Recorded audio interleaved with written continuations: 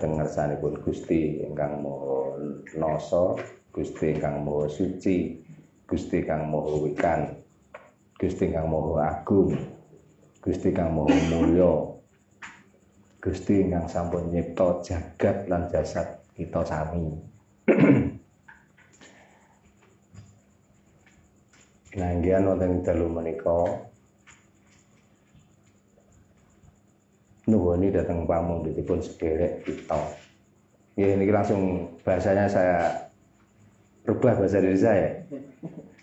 Ya maaf, ini bahasanya saya pakai bahasa Indonesia. Masalahnya saudara yang punya hajat di sini adalah dari Subang. Ya mana ya? Subangnya mana? Subangnya Pusaka Negara. Pusaka Negara. Kalau saya pakai bahasa Jawa, ya paham tapi enggak semuanya. Jadi saya pakai bahasa Indonesia. Pada malam hari ini acaranya juga sama, masih rutinan dalam mencari pencerahan, atau kita itu akan menemukan untuk mencari kesejatian diri kita. Yang kedua, sambil memanfaatkan malam Senin, saudara kita dari Subang, Mas Nono Surono, beliau punya hajat. Yang hajatnya yang tahu cuma saya dengan Mas Nono. Namun yang kita minta supaya Mas Nono ini apa yang diinginkan semuanya bisa terlaksana, dan apa yang dijalankan rutinitas setiap hari di samping keberkahan untuk keluarganya juga keberkahan untuk orang lain. Dan kita ucapkan salam rahayu untuk Mas Nono. Rahayu. Rahayu. Itu. Yang kedua, di sini dengan mengadakan acara bisa dibilang hajatan, karena hajat itu adalah acara sesuai dengan budaya dan adat orang Jawa bahwa hajatan itu identik dengan bancaan. Ya. Nah, mungkin di antara saudara-saudara kita ada yang tahu apa tuh arti dan makna bancaan. Coba, barangkali ada yang tahu. Ada yang tahu, ada yang paham? Ya. Makanya ini harus saya pahamkan. Supaya apa? Kita itu kalau bancaan itu gak identik dengan nasi. Gitu. Nah, kenapa kalau bancaan kok pakai nasi? Artinya begini, di saat orang itu diajak bancaan dan orang itu bisa membaca, setelah itu ya namanya duduk yang lama dan mendengarkan doa-doa yang dibaca, otomatis kan perut kita lapar.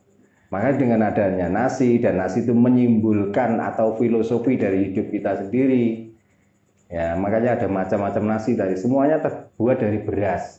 Tapi karena sudah dibentuk dengan macam-macam, namanya sudah beda-beda.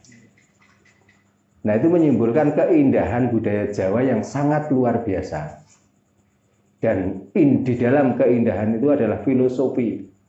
Filosofi itu gambaran dari hidup kita sendiri, bahwa ternyata kita hidup itu ya terdiri dari warna, terdiri dari rasa, itulah yang dinamakan hidup.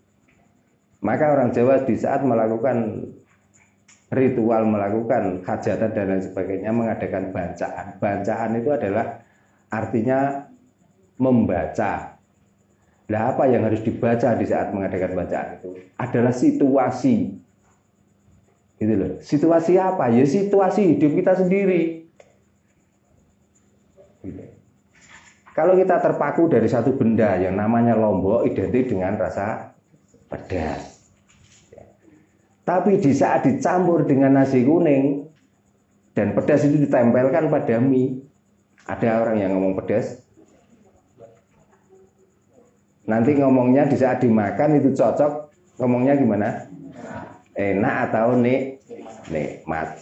Apakah kenikmatan itu harus disyukuri? Kan kenikmatan itu harus dinikmati, bukan disyukuri. Makanya hati-hati dikala orang itu mendapatkan suatu kenikmatan.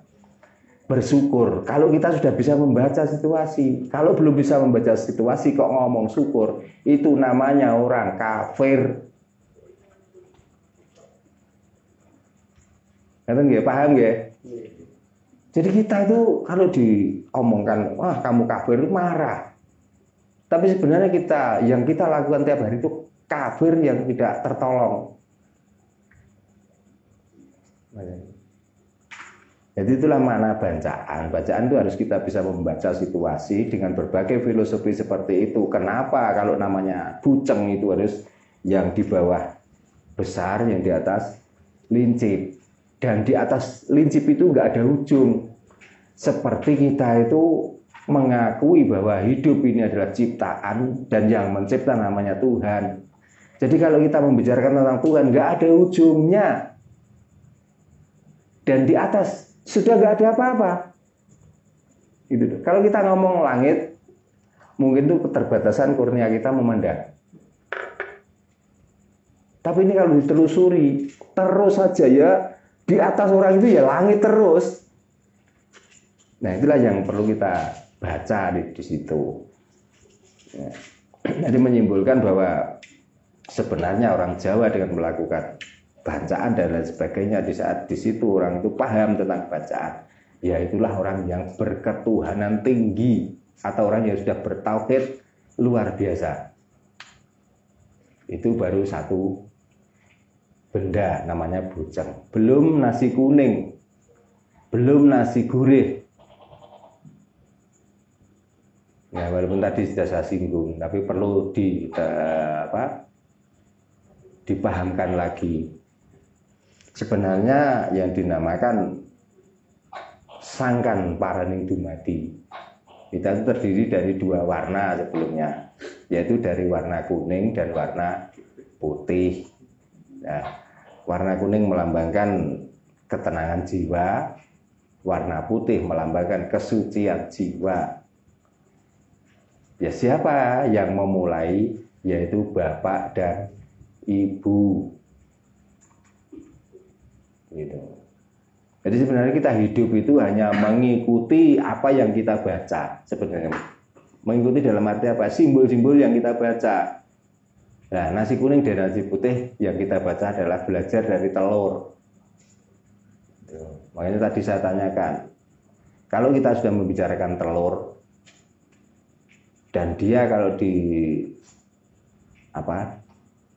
dienggerami induknya, dia akan menjadi ayam. Yang saya tanyakan, kira-kira telur dengan ayam itu duluan mana? Coba siapa yang bisa menjawab? Karena ayam juga tetasan dari telur, ayam juga akan menelurkan telur. Nah, kalau begitu, maka kalau kita itu mengadopsi dengan bahasa yang kita itu sulit memahami, kita keturunan siapa?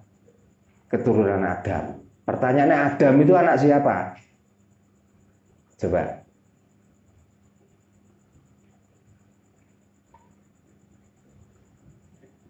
Gimana? Makin pusing dong. Makin di sini. Paling-paling nanti supaya jawaban itu nggak dikejar lagi, Tuhan diciptakan dari Allah, cuman gitu. Nah bahannya apa? Bahannya dari bumi, angin, api dan air, cuman gitu. Lah pertanyaannya, Adam waktu itu lahirnya di mana? Kan di surga. Nah surga itu identik dengan keindahan, nggak ada api loh, karena api di neraka loh.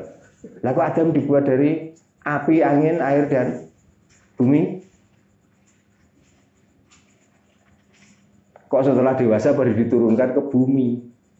Nah ini kalau kita nggak belajar dari telur itu nggak bisa menemukan. Gitu loh. Jadi kalau begitu, duluan mana kita dengan Adam?